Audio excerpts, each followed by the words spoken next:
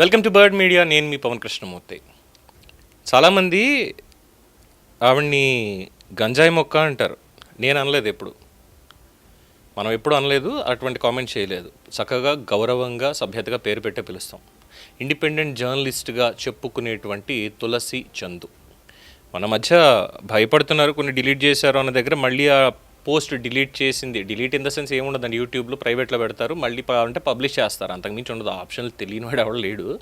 దాంట్లో మన bird media ఇది కూడా పక్కన పెట్టి, ఇగో నేను ఏదో పారిపోయానని ప్రాపగండా చేశారని ఎవరైతే తన మీద మాట్లాడారో వాళ్ళందరి గురించి అక్కసు చూపించింది. సరే, అక్కసు చూపించిందా ఇంకోటి చూపించిందా అక్క అనేది తన వేరు.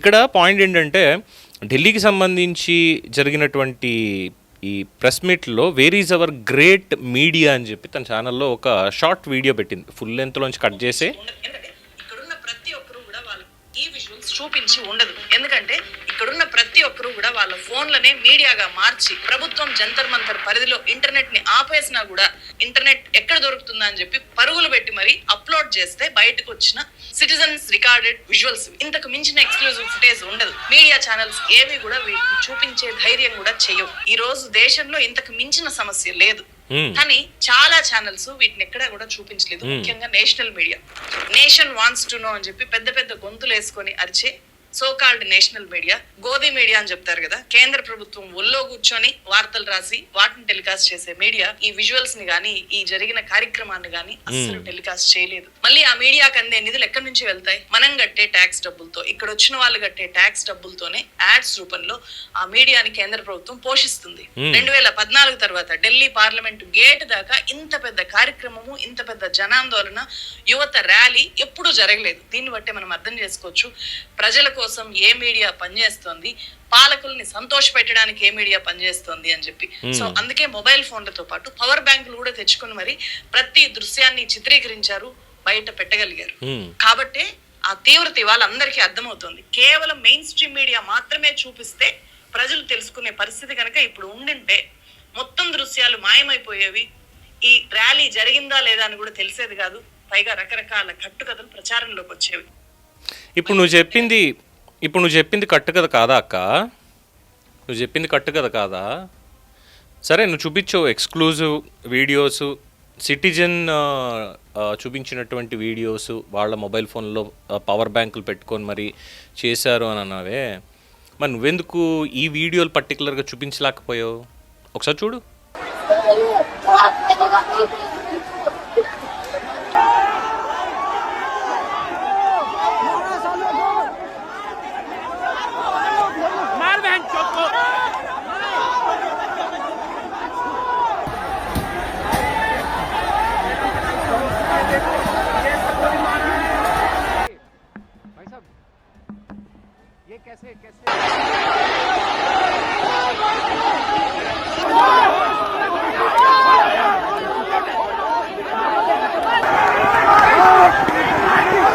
పోలీసుల మీద దాడి చేసింది ఎవరు? బ్యారికేడ్లు దూకి పార్లమెంటులోకి వెళ్ళి విధ్వంసం సృష్టించాలి అన్నటువంటి ఇనిషియేషన్ ఎవరిది? పోలీసుల కళ్ళల్లో పెప్పర్ స్ప్రేలు కొట్టాలి అన్నటువంటి ఇనిషియేషన్ ఎవరిది? కట్టు దాటుతూ ఉంటే లాఠీకి పని చెప్పక పువ్వులు చల్లుతూ రండి రండి నాయన వాయినాలు ఇచ్చి పంపుతాం పార్లమెంట్కి అంటారా పోలీసులు? లేదా తక్షణ చర్యగా ఇమ్మీడియట్గా, ఎందుకంటే అది హై సెక్యూరిటీ జోన్, అక్కడి నుంచి క్లియర్ చేయడానికి టియర్ గ్యాసు, వాటర్ క్యానన్స్, లాఠీలు వాడతారా? పెల్లెట్లు అనేది ఇంకా లాస్ట్. ఆ తర్వాత ఇంకా షూటెడ్ సైట్ అనేటువంటిది ఇంకోటి లాస్ట్, అది ఇంకా అల్టిమేట్. అది అక్కడ దాకా వెళ్ళదు. ఎందుకంటే పోలీసులకు కూడా విజ్ఞత ఉంది. ఎందుకంటే వాళ్ళకి పిల్లలు ఉన్నారు, అందులో వాళ్ళు నీట్ రాసిన వాళ్ళు కూడా ఉన్నారు. వాళ్ళు కూడా అక్కడికి వచ్చి ప్రొటెస్ట్ చేస్తున్నారు. కొంతమంది ఆ అధికారులు కూడా చూడడం ఇదంతా అయ్యింది. సర్ది చెప్పి పంపించారు, రే ఎందుకు రా అనవసరంగా ఇంటికి వెళ్ళిపో, ఇదేం పెద్ద ఇష్యూ కాదు, ఇప్పుడు ఆల్రెడీ ఎగ్జామ్ అయ్యింది కదా అని చెప్పి పంపించారు. అన్యాయం జరిగి కొంతమంది ఎవరైతే క్షణికావేశంలో ఆత్మహత్య చేసుకున్నారో వాళ్ళ తల్లిదండ్రులు ఉన్నారు, వాళ్ళకు కూడా పోలీసులు రెస్పెక్ట్ ఇస్తున్నారు. అయ్యా మీకు అన్యాయం జరిగింది కాబట్టి మీరు ఇక్కడ నిరసన చేయడంలో తప్పు లేదు అని చెప్పి ప్రశాంతంగా చేస్తున్న వాళ్ళని ఒక్కళ్ళను కూడా ఎవ్వరూ చెయ్యి వెయ్యలే. కానీ పోలీసులకి ఒక ఆయనకి కన్ను పోయింది. ఆల్మోస్ట్ 50 మంది పైన దాడి జరిగింది. ఇష్టం వచ్చినట్టు కొట్టారు. పోలీసులు సైలెంట్గా బస్సులో వాళ్ళు ఏదో నిరసన చేస్తున్నారు, మనం లోపలే కూర్చుందాం ఉన్న వాళ్ళ దగ్గరికి వచ్చి ప్రొవోకేట్ చేసి వాళ్ళ దగ్గర ఉన్నటువంటి లాఠీలు, స్టీల్ హెల్మెట్లు, వాళ్ళ బుల్లెట్ ప్రూఫ్ వెస్ట్లు ఇవన్నీ తీసుకొని అక్కడికి వెళ్ళి ఏదో పబ్జీలో గెటప్ వేసుకొని చేసేలాగా వికృత చేష్టలు చేశారే, మరి వాళ్ళని ఎందుకు చూపించలేదు అక్క నువ్వు? ఏ రకమైనటువంటి మీడియా నీది, ఏ రకమైనటువంటి నెరేషన్ నీది? ఏం చెప్పాలనుకుంటున్నావు నువ్వు ఇక్కడ ప్రజలకి? అక్కడికేదో ఇక్కడ పెద్ద ఉద్యమం జరిపోయింది, ఉద్యమం లేదు, గడద గుడ్డు లేదు. నిజంగా వచ్చినటువంటి స్టూడెంట్స్ కేవలం 15% మంది ఉంటే కబ్జా చేసిన రాజకీయ నాయకులు కావచ్చు, యాంటీ సోషల్ ఎలిమెంట్స్ కావచ్చు, విభజనవాదులు, దేశ విచ్ఛిన్నవాదులు కావచ్చు, మిగతా వాళ్ళందరూ అందులో ఉన్నారు. నిజమైనటువంటి విద్యార్థులు ఎక్కడెక్కడి నుంచి వచ్చారో తెలుసా? ఇంట్లో తల్లిదండ్రులకు కూడా చెప్పకుండా హైదరాబాద్ నుంచి ఒక పాప ఇక్కడి నుంచి బయలుదేరి డైరెక్ట్గా ఢిల్లీకి వెళ్ళిపోయి కేవలం మీడియేటింగ్ ఒక ఫ్రెండ్ని, ట్రస్ట్వర్ది ఫ్రెండ్ని మాత్రమే పెట్టుకుని కమ్యూనికేట్ చేస్తూ ఢిల్లీలో దిగిన తర్వాత ర్యాపిడో బుక్ చేసుకొని అక్కడ దాకా వెళ్ళిన తర్వాత తల్లికి ఫోన్ చేసి, అమ్మ తప్పుగా అనుకోకండి, మీరు కంగారు పడద్దు, నేను ఇక్కడ ప్రొటెస్ట్ చేయడానికి వచ్చాను, నేను వెంటనే ఇక్కడ అయిన తర్వాత నేను వస్తాను, ఇక్కడ నాలాంటి స్టూడెంట్స్ చాలామంది ఉన్నారు, నేను వాళ్ళకి మద్దతు ఇవ్వాలి అని చెప్పి వెళ్ళింది. అలాంటి వాళ్ళకి హ్యాట్స్ ఆఫ్ అండ్ సెల్యూట్. పోలీసుల్ని రాళ్లతో కొట్టే వాళ్ళకి కాదు. ఆర్టికల్ 370 మళ్ళీ పెట్టాలి, కాశ్మీర్ ఇప్పటికీ భారతదేశంలో అంతర్భాగం కాదు, తుక్కడే గ్యాంగు, ఇలాంటి వాళ్ళకి అక్కడ ఎవడు కూడా మద్దతు ఇవ్వడు. ఇది ఒక అన్రెస్ట్ క్రియేట్ చేయడానికి మాత్రమే చూస్తున్నటువంటి పాయింట్లో మరి నువ్వెందుకు చూపించలేదు? నువ్వు కూడా ద సో కాల్డ్ మీడియా అంటావు కదా, ఏమనంటే నేషనల్ మీడియా మొత్తం గోదీ మీడియా అంటావు, మరి నువ్వే మీడియా? నీకే పేరు పెట్టాలి, నీది బులుగు మీడియా అని పెట్టాలా? చూపించాల్సింది చూపించకుండా తప్పు ఎవరు చేశారు? ప్రొవకేషన్ ఎవరు చేశారు? పోలీసులు వచ్చి రెచ్చగొట్టారా పిల్లల్ని ఏమన్నా అక్కడ? నిన్న అసలు నువ్వు ఒక మహిళా జర్నలిస్ట్వి, సార్ జర్నలిస్ట్ అంటే ఇండిపెండెంట్ ఇప్పుడు చేసుకుంటున్నావు కాబట్టి గతంలో ఏదో ఛానల్లో చేసావు అనేది పక్కన పెడదాం. నువ్వు ఒక మహిళా జర్నలిస్ట్వి. నిన్న ఒక మహిళా జర్నలిస్ట్ పట్ల అక్కడ ఉన్నటువంటి వాళ్ళు వ్యవహరించిన తీరు నువ్వు చూసావా? అక్కడ ఉన్నటువంటి వాళ్ళు చూపించిన సౌజ్ఞలు, సింబల్స్ చూసావా? మాటలు నువ్వు విన్నావా? కొంతమంది చాలా అసహ్యకరంగా, అసభ్యకరంగా ప్రైవేట్ పార్ట్స్ని, మగ కామాంధులు కొంతమంది తీసి అక్కడ మహిళా జర్నలిస్టులకు చూపిస్తూ చేసిన వికృత చేష్టలు నువ్వు చూసావా? అక్కడ మహిళా జర్నలిస్టులు ఎదుర్కొన్నటువంటి ఆ హ్యూమిలియేషన్ని నువ్వు ఫీల్ అయ్యావా? మరి నువ్వు ఎందుకు కాదు మాట్లాడవు? ఏ రకమైనటువంటి జర్నలిజం నీది? మరి ఏమనాలి నీ జర్నలిజాన్ని?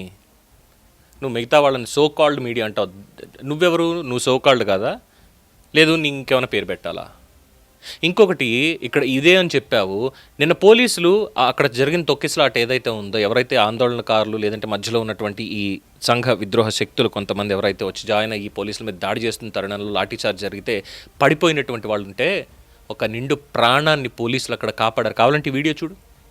అబ్బే ఇలాంటివి మనకు కనబడవు, మనం ఇవి చూపించాం. అక్కడ ఏం జరిగిపోయింది? భారతదేశంలో 2014 తర్వాత ఇప్పటిదాకా జరగనటువంటిది ఒకటి పెద్ద జరిగిపోయింది. దాంతో ఇక ప్రభుత్వం కూలిపోవాలి, ప్రభుత్వం ఉండకూడదు. తప్పు చేస్తే తప్పని చెప్పాలి, మంచి చేస్తే మంచి అని చెప్పాలి. నువ్వు ఎప్పుడు మంచి అనేది ఏది చెప్పలా, నువ్వు మంచి గురించి ఎప్పుడు మాట్లాడలా, డెఫినెట్గా మాట్లాడలా. ఏ విషయంలో మంచి గురించి మాట్లాడో కాస్త ఎవరికైనా ఎడ్యుకేట్ చేయాలి. ప్రతి ఒక్కళ్ళు ఒకసారి నీ గురించి మాట్లాడే మాటలు ఒకసారి విను. నువ్వు ఎవరికి మెయిల్స్ పెట్టావో, ఎవరిని వీడియోలు డిలీట్ చేయమని చెప్పని, ఇంకోటని నువ్వు మెసేజ్లు పెట్టావో ఒకసారి వెళ్ళి ప్రీ హిస్టరీ చూసుకో. నీతులు చెప్పడం కాదు. నువ్వు నీతులు చెప్తే నీకు 10 మంది వచ్చి చెప్తారు నీతులు. నువ్వు చూపించేది ఇదంతా కూడా ఒక కోణం వకే. ఎవరెవరు ఒక గ్రూప్ కింద ఉన్నారు, ఎవరెవరు ఏం చేస్తున్నారు అనేటువంటిది ప్రజలందరికీ తెలుసు.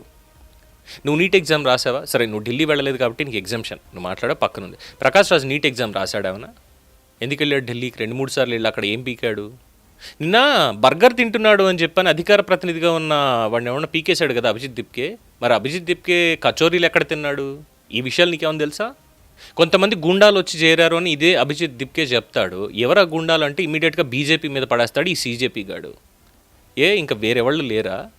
బీజేపీ కదా ఆర్టికల్ 370 రద్దు చేసింది. మరి అలాంటి వాళ్ళు ఏమన్నా బీజేపీ నుంచి లేదు 370 పెట్టాలని బీజేపీ వాళ్ళు చెప్పారా, లేదు కాంగ్రెస్ వాళ్ళు లేదా ఇతరత్ర ఉన్నటువంటి వాళ్ళు వచ్చి చెప్పారా? మరి నువ్వు అదెందుకు ఆలోచించలేదు?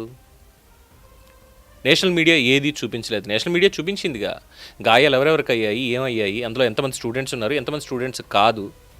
సీనియర్ మోస్ట్ జర్నలిస్ట్, నాకు బాగా ఇష్టమైనటువంటి వ్యక్తి, నేను పేరు చెప్పను, ఆయన వాళ్ళకి పోస్ట్ చేశారు. ఒక చిన్నపిల్లాడికి సంబంధించినటువంటిది.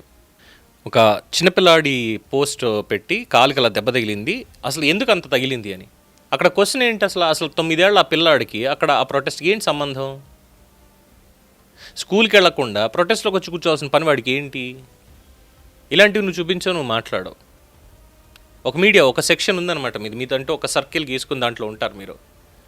టార్గెట్ పవన్ కళ్యాణ్ ఉంటాడు, టార్గెట్ లోకేష్ ఉంటాడు, టార్గెట్ బీజేపీ ఉంటుంది మెయిన్. ఇంకా మిగతా ఏవి మన కంటికి కనిపించవు, మన చెవులకు వినిపించవు, మన నోట నుంచి బయటికి రావు. ఇప్పుడు నువ్వు కూడా వెళ్ళి సో కాల్డ్ నేషనల్ మీడియా అని మాట్లాడటమే. ఏంది వీటిని కాదు డబుల్ స్టాండర్డ్ అనేది? పోలీసుల్ని కొడితే వాళ్ళు కొట్టారా, లేదంటే పోలీసులకి చేతులు దురదబెట్టి కొట్టారా? ఒకసారి వెళ్ళి చెక్ చేయి. బ్యారికేడ్లు తోసుకుని పార్లమెంట్ జరుగుతుంటే, పార్లమెంట్ హౌస్లోకి వెళ్ళిపోతూ ఉంటే అక్కడ భద్రత కల్పించాల్సినటువంటిది ఎవరిది? జంతర్ మంతర్ దగ్గర ఏ పోలీసు కూడా ఎవరిని అర్ధరాత్రి లేచి అక్కడ మగ ఆడ తేడా లేకుండా ముద్దులు పెట్టుకుంటూ అక్కడ పాటలు పాడుకుంటూ ఉన్న ఆ సందర్భంలో కూడా పోలీసులు ఏమి వాళ్ళని ఇక్కడి నుంచి ఏంటో చండాల పనులు చేస్తున్నారని చెప్పి వెళ్ళిపోండి అనలేదే. తిన్న భోజనాలను కనీసం సివిక్ సెన్స్ లేకుండా ఇష్టం వచ్చినట్టు రోడ్డు పక్కన ఇష్టం వచ్చినట్టు అక్కడ పడేసి వెళ్ళిపోయినప్పుడు కూడా పోలీసులు వాళ్ళని ఏం అనలేదే. ట్రక్కు నిండా ఒక చోట నుంచి రాళ్ళు వచ్చి అవన్నీ రాళ్లతోటి పోలీసుల మీద విసిరి కొడుతూ వాళ్ళని గాయపరుస్తూ పట్టుకుని కిందేసి తొక్కి కొడుతూ ఉంటే, పెప్పర్ స్ప్రేలు కళ్ళల్లో కొడుతూ ఉంటే అప్పుడు కదా లాఠీకి పని చెప్పాల్సి వచ్చింది, టీఆర్ గ్యాస్కి పని చెప్పాల్సి వచ్చింది. అప్పటిదాకా మరి పోలీసులు ఏమి చేయలేదే. ప్రధాని మోడీ నివాసాన్ని ముట్టడించడానికి 200 మందిని వేసుకొని రాహుల్ గాంధీ, ప్రియాంక గాంధీ, ఖర్గే వీళ్ళందరూ అక్కడికి వెళ్ళిపోతున్నప్పుడు కూడా పోలీసులు వాళ్ళని ఏమో అడ్డం చెప్పలేదే. లాస్ట్కి అరెస్ట్ చేశారు. ఇంకా మీరు వెళ్ళాలండి, మీరు ఇక్కడ ఇంత స్పెషల్ సెక్యూరిటీ జోన్లో మీరు ఉండకూడదు అని చెప్పి రిక్వెస్ట్ చేసిన వినకపోతే అప్పుడు ఎత్తి కుదేసి తీసుకెళ్లారు. ఇలాంటివి మనకు కనబడవు. పోలీసులు చేసిన మంచి కనబడదు, నీ చెప్పింది కనబడదు, ఏమీ ఉండదు. అసలు పూర్తి స్థాయిలో ఇక్కడ ఈ జంతర్ మంతర్ దగ్గర కేవలం 15 to 20%, maximum 15 to 20% NEET or UGC వీళ్ళు మాత్రం ఆ 20%. రిమైనింగ్ వచ్చిన వాళ్ళందరూ కూడా సగం మంది కావాలని చెప్పి తీసుకొచ్చినటువంటి వాళ్ళు, పని పాట లేక తీసుకొచ్చిన వాళ్ళు. వాళ్ళకి ఏమీ లేదు. నీట్ వల్ల కానీ యూజీసీ వల్ల కానీ వాళ్ళకి వచ్చిన ఇబ్బంది లేదు, వాళ్ళకి సంబంధం కూడా లేదు అసలు. అయినా సరే ఒక అన్రెస్ట్ క్రియేట్ చేయాలి, ఇమ్మీడియట్గా వచ్చేసారు. ఉంది వెనకాల ఒక డీప్ స్టేట్ ఉంది అనేది కూడా దీని వెనకాల ఇన్ఫర్మేషన్ ఉంది. తప్పుని ప్రశ్నిస్తున్న వాళ్ళకి ఎప్పుడు మద్దతుగా ఉంటాం, అందులో ఎటువంటి ఇబ్బంది లేదు. ఎవరైతే నిజమైన స్టూడెంట్స్ అక్కడికి వెళ్ళి ఇబ్బంది పడ్డాం మేము, మాకు దీన్ని క్యాన్సిల్ చేయండి అని చెప్పి వాళ్ళు కానీ వాళ్ళ పేరెంట్స్ కానీ అక్కడ ప్రొటెస్ట్లో ఉన్నారో, వాళ్ళ తరఫున ఉన్నటువంటి ఉపాధ్యాయులు కావచ్చు, నిజంగా లేదంటే సోషల్ వర్కర్స్ కొంతమంది వాళ్ళు కావచ్చు, ఈ పర్టికులర్ అంశం మీదే మేము నిరసన కోసం ఇక్కడికి వచ్చాము అన్న వాళ్ళు ఎవరైతే ఉన్నారో వాళ్ళకి మద్దతు ఉంటుంది. వాళ్ళు అక్కడ నిరసన చేయొచ్చు, హ్యాపీగా చేయొచ్చు. కానీ మిగతా వాళ్ళకి ఏంటమ్మా పని అక్కడ?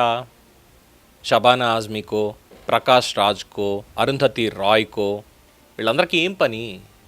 ఏం తెలుసు అసలు వీళ్ళకి దీంట్లో? ఒకసారి ఏదైనా చెప్పే ముందు 1-2 సార్లు ఆలోచించుకొని మనం ఏం మాట్లాడుతున్నాం, ఏం చెప్తున్నాం అనేది ఉండాలి. తమ నెరేషన్స్ అన్నీ కూడా పబ్లిక్లో ఉన్నాయి, పబ్లిక్కి తెలుసు. మేబీ నిన్ను ఫాలో అయ్యేటువంటి వాళ్ళు ఎవరు ఏంటి అనే దానికి ఇప్పటికే చాలామంది చాలా క్లియర్గా చెప్పున్నారు ఆల్రెడీ. బట్ మళ్ళీ పరువు తీసుకోవడం అనేటువంటిది అవసరం లేదు ఈ విషయంలో. పోలీసుల్ని ఎవరు ఏం చేయకుండానే కొట్టారు అన్నటువంటి వాదన వచ్చింది అంటే దీని మీద కూడా కేసు పెట్టచ్చు యాక్చువల్లీ. సో ఇలాంటిది ఏ మీడియా చూపించదు, అక్కడన్నీ ఇంటర్నెట్ కట్ చేశారు కాబట్టి, ఇక్కడ ఇలా ఉంది కాబట్టి, ఇలాంటివి వద్దు. ఇవి ఉన్నప్పుడు అవి కూడా ఉన్నాయనేది చూపించి దాని తర్వాత ఇది జరిగిందని చూపిస్తే దాని జర్నలిజం అంటారు. అంతేగాని అవన్నీ పక్కన పెట్టేసి ఏం లేదు అన్నట్టుగా, ఇక్కడ వీళ్ళే ఇది చేశారు అన్నట్టుగా చూపిస్తే దాన్ని జర్నలిజం అంటారు, ఇంకోటి అంటారు. దీని మీద మీ అభిప్రాయం తెలియచేయండి. చూస్తూనే ఉండండి ది బర్డ్ మీడియా. ఈ వీడియో మీకు నచ్చినట్లయితే లైక్ చేయండి, షేర్ చేయండి, సబ్స్క్రైబ్ చేయండి. మరిన్ని అప్డేట్ల కోసం మా వాట్సాప్ ఛానల్ను ఫాలో చేయండి.